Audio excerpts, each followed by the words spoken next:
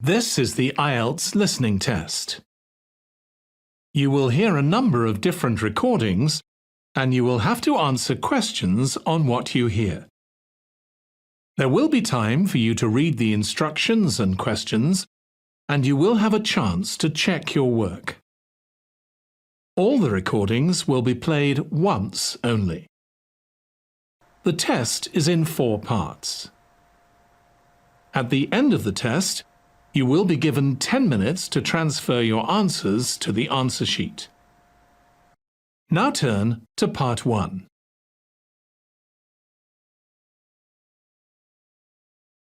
Part 1. You will hear a conversation between Thomas and Nadia, who are waiting at the airport. First, you have some time to look at questions 1 to 5.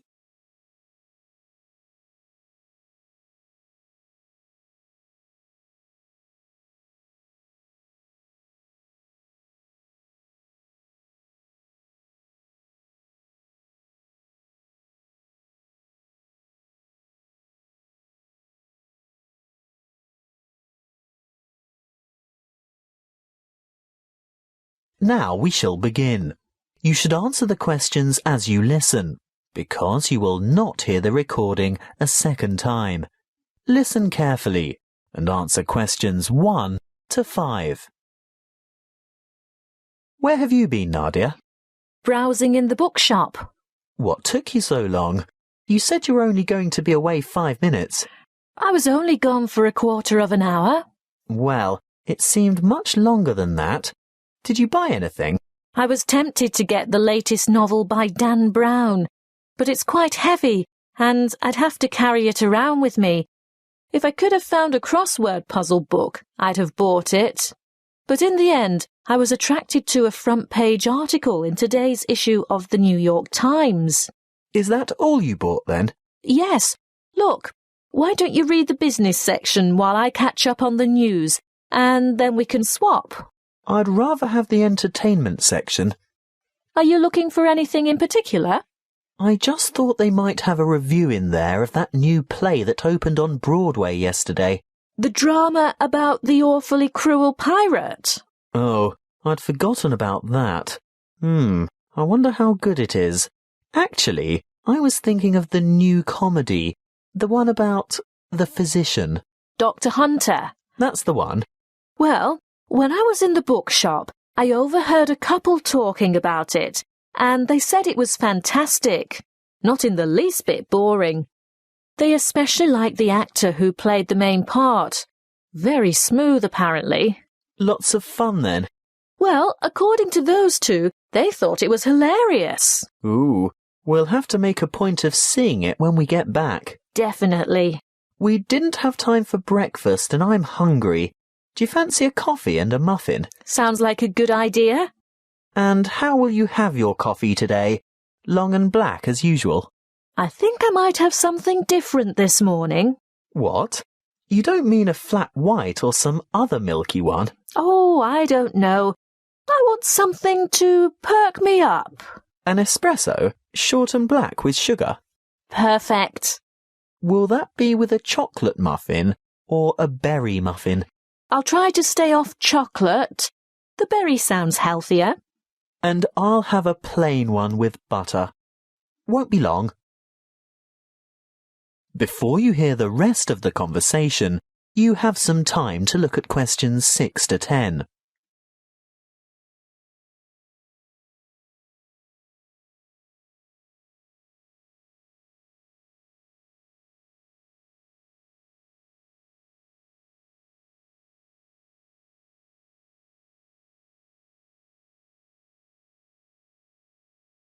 Now listen and answer questions 6 to 10.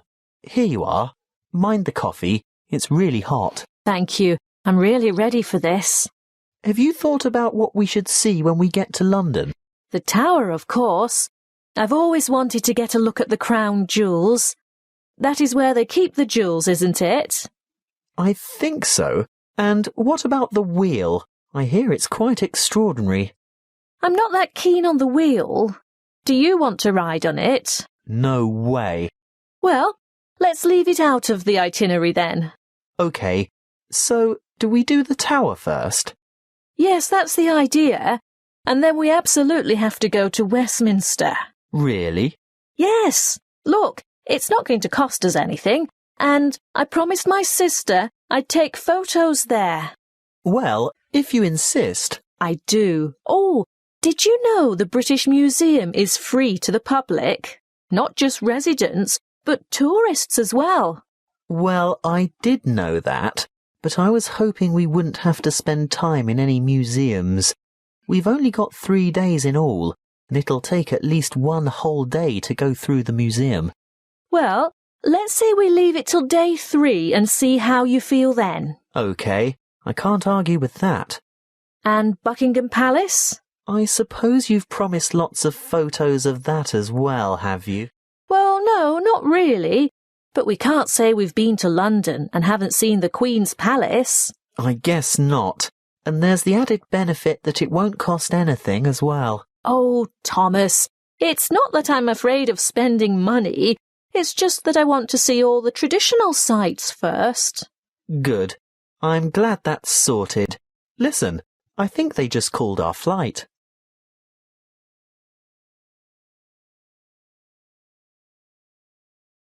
That is the end of part 1.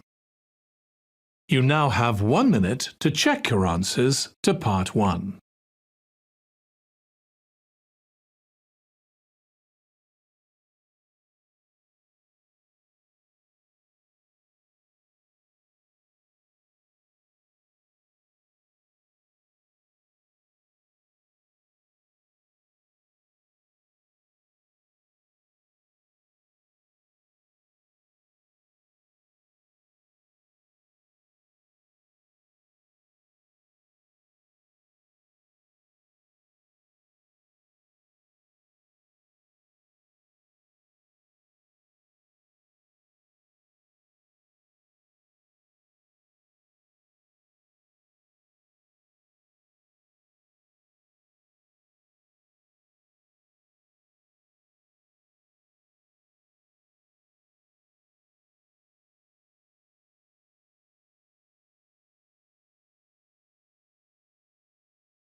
Part 2.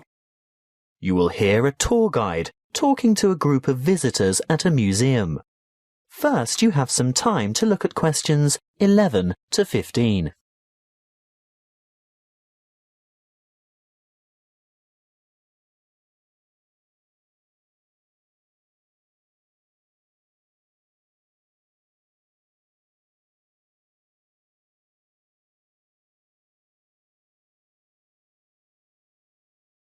Listen carefully and answer questions 11 to 15. Welcome to the museum. Before we go inside, I'd like to remind you of 1 or 2 things.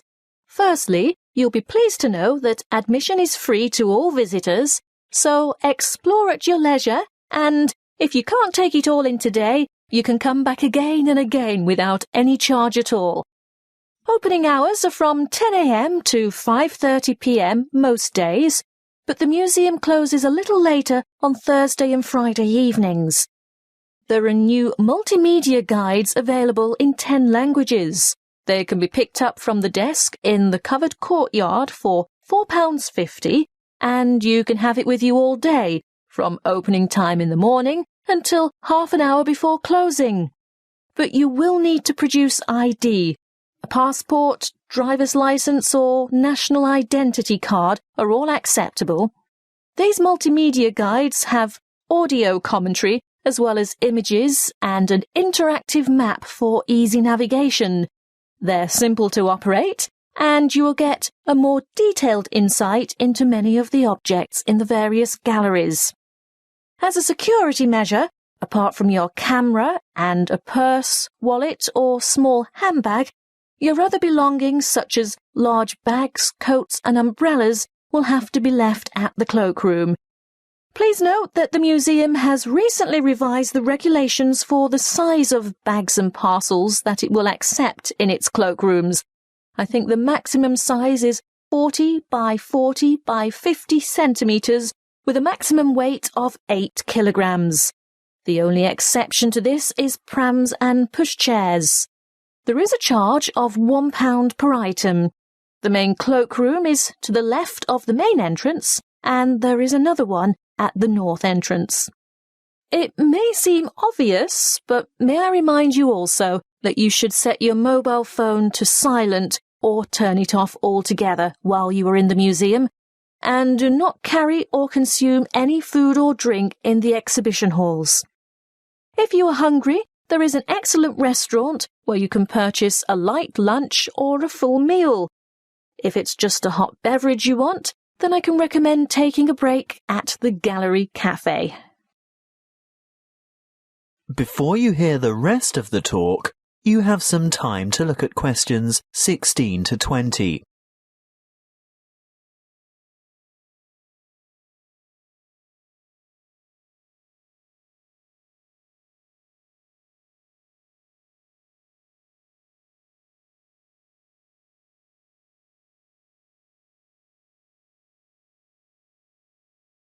Now listen and answer questions 16 to 20.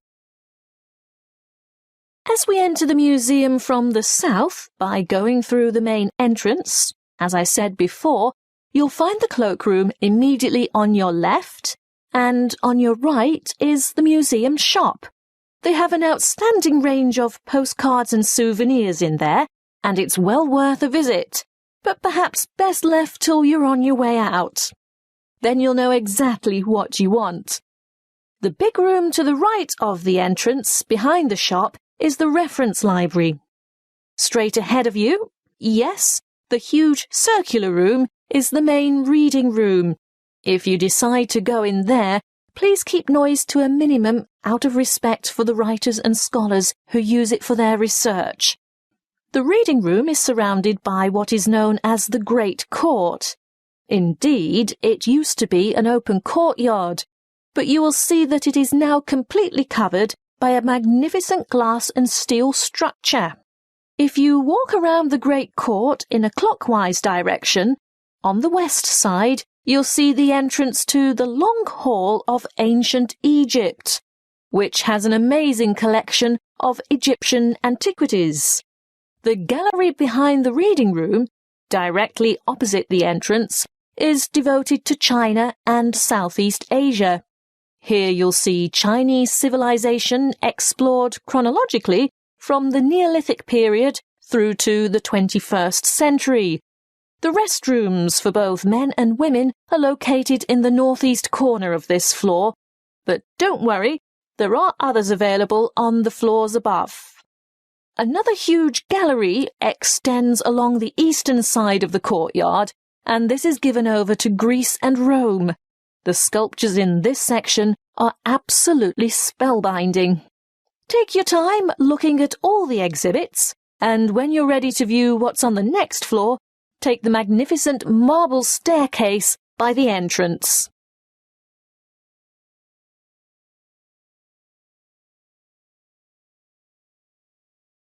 That is the end of part 2. You now have 30 seconds to check your answers to part 2.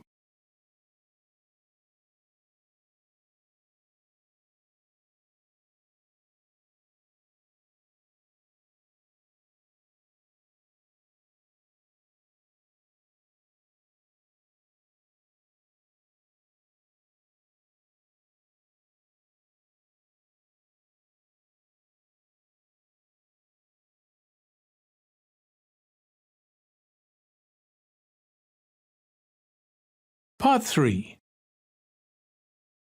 You will hear a conversation between a lecturer and a psychology student asking for advice about research methods. First, you have some time to look at questions 21 to 25.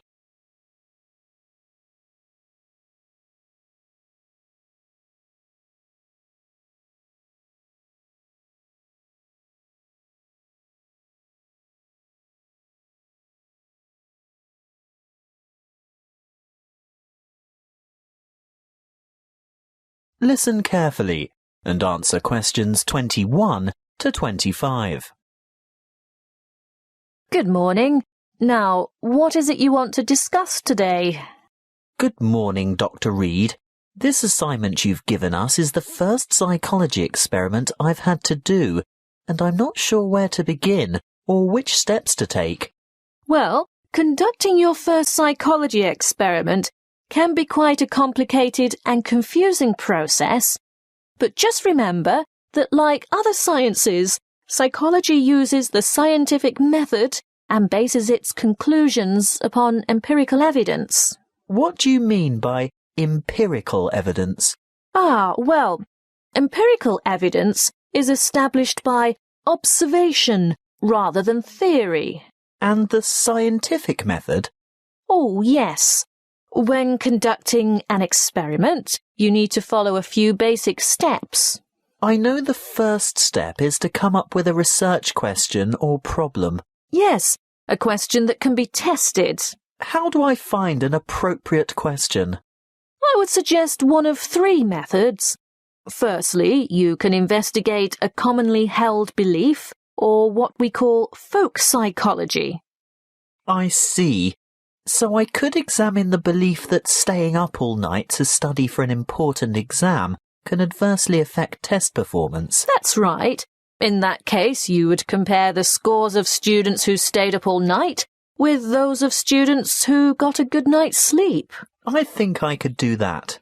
Well, alternatively, you might want to consider reviewing the literature on psychology. You know, published studies can be a good source of unanswered research questions.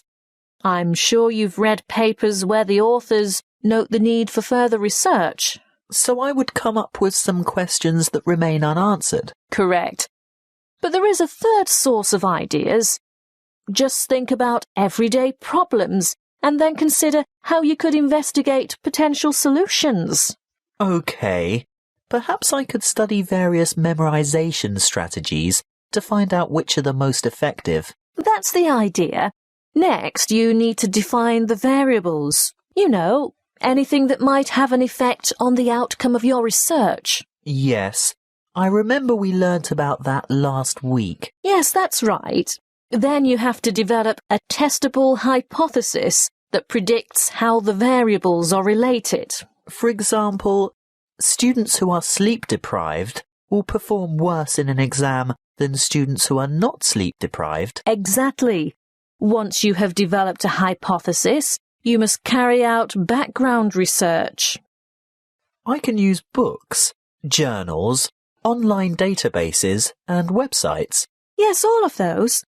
I covered the reasons for background research in last Friday's lecture, didn't I?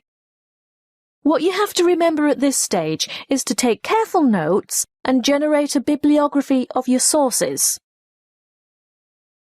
Before you hear the rest of the conversation, you have some time to look at questions 26 to 30.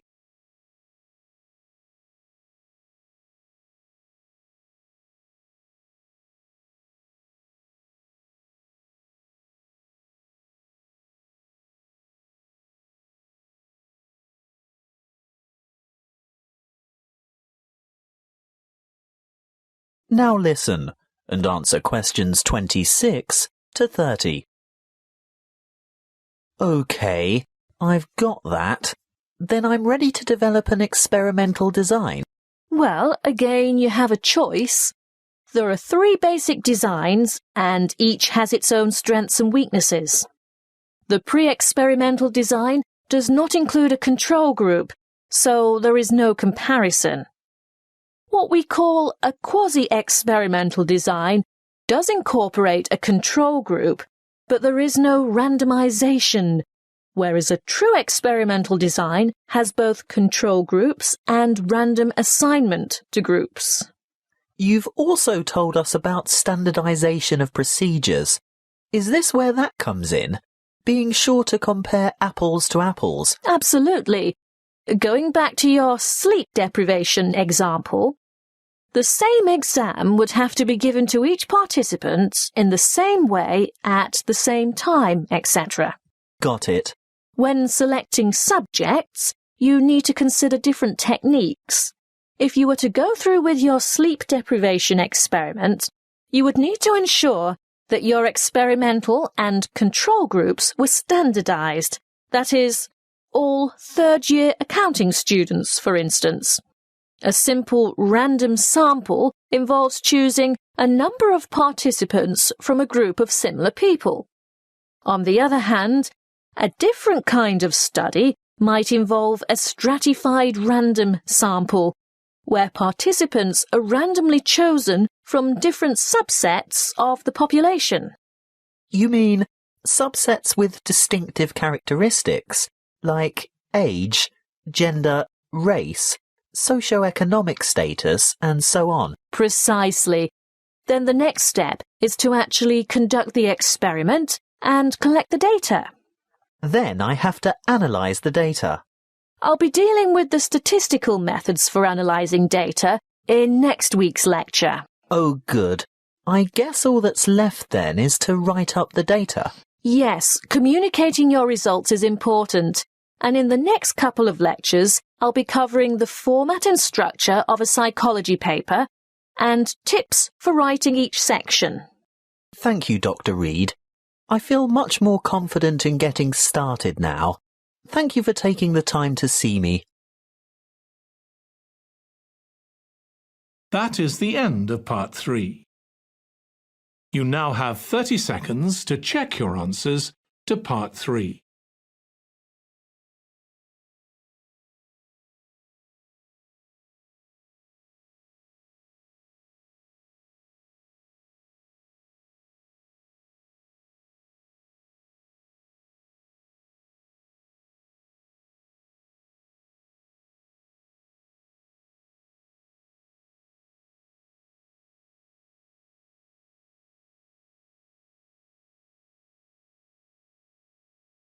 Part 4.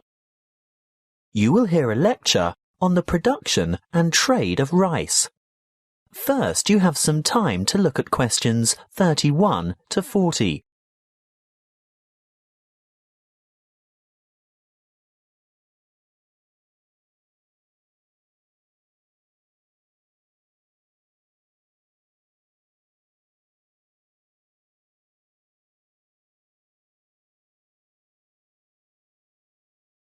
Listen carefully and answer questions 31 to 40. Good morning and welcome to our inaugural lecture on agricultural economics. Today's topic is the world's production and trade of rice. As you are all well aware, rice is the staple ingredient in the diet of much of the world's population. Its importance as a food cereal in the human diet cannot be underestimated. In fact, it's a close second to wheat. About 560 million metric tons of rice is grown each year, compared with about 600 million metric tons of wheat.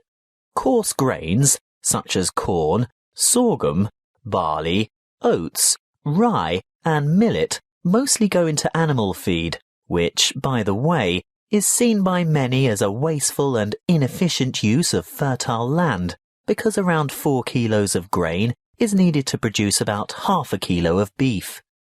Some 900 million metric tons of coarse grains are grown annually worldwide, and a further 300 million metric tons of grain is produced for the oil in its seeds. Now, I'll return to the subject of rice production. What do we know about rice production? Well, firstly, rice produces more food energy per hectare than any other cereal grain, and almost as much protein per hectare as wheat. Secondly, the production of rice has more than doubled in the last 40 years. How has this increase in production come about? Mainly as a result of improved field yields. The actual land area planted in rice has only risen by about 30%. As you know, rice is primarily grown in flooded fields, and therefore cultivation area is restricted by the sort of soil and the availability of water. Although rice can be grown on dry land, it is essentially after all a type of grass. The yields and quality in this case are much lower, and other grasses and weeds can easily overtake the rice. As yet, there are no herbicides that can selectively kill other grass types without killing the rice. Much of the world's rice is still grown and cultivated by hand, because for mechanized farming, the land must be able to be drained and hold heavy equipment. Of the total rice production, it's no surprise to learn that the greatest proportion by far is grown and consumed in Asia. You will see from the chart that the leading producers of rice are China at around 39%, followed by India with a quarter of the total. Indonesia produces almost 1/10, and other countries like Bangladesh, Vietnam, Thailand, Japan and Brazil grow another 25, almost 26% of the total. As I said before, most rice is consumed in the countries where it is grown. That means that very little rice is actually traded, and for this reason, the market price is very volatile.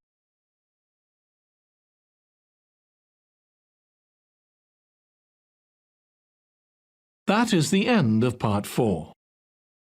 You now have 1 minute to check your answers to Part 4.